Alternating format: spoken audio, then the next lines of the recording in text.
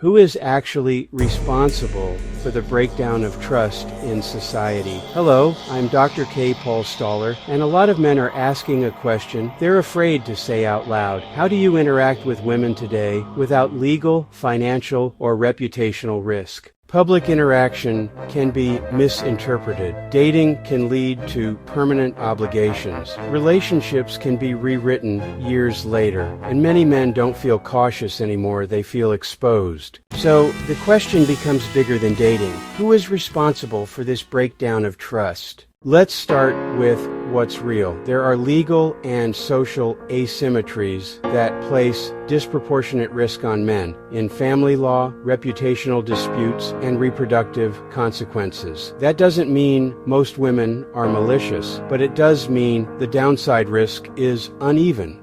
Feeling cautious isn't paranoia, it's adaptation. People often say women run the culture. That's not quite true. Women dominate moral narrative space, media, reputation, social legitimacy. But they do not design most legal systems, control capital, or build institutional frameworks. That work is done by bureaucratic elites lawyers, NGOs, technocrats, often operating behind abstraction. Women are the audience institutions optimize for. They are not the architects. What we've lived through is not female domination. It's the collapse of reciprocal roles. The role of wife was dismantled. The role of husband was stripped of authority. But nothing functional replaced either. Freedom expanded, structure disappeared, and no new social contract was built. Freedom without structure isn't liberation, it's chaos. Institutions made a critical mistake. They expanded protections without preserving accountability.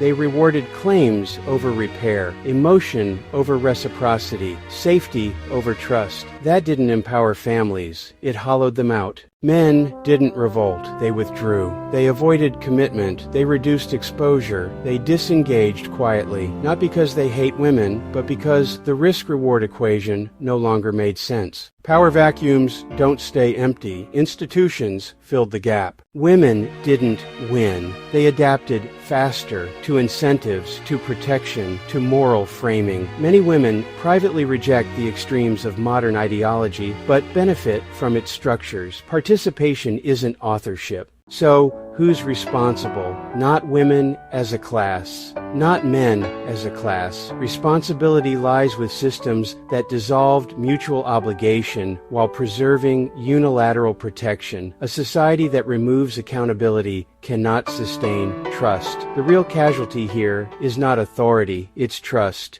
When intimacy carries legal peril, commitment carries asymmetric punishment. Truth is narrative-driven repair is impossible. Men disengage, women feel abandoned, families weaken, institutions grow stronger. That's not an accident, that's structural. Society wasn't destroyed by women. It was destabilized by systems that expanded freedom while dismantling responsibility. Freedom requires structure. Equality requires symmetry. Trust requires accountability on both sides. Until that balance is restored, romance will remain dangerous.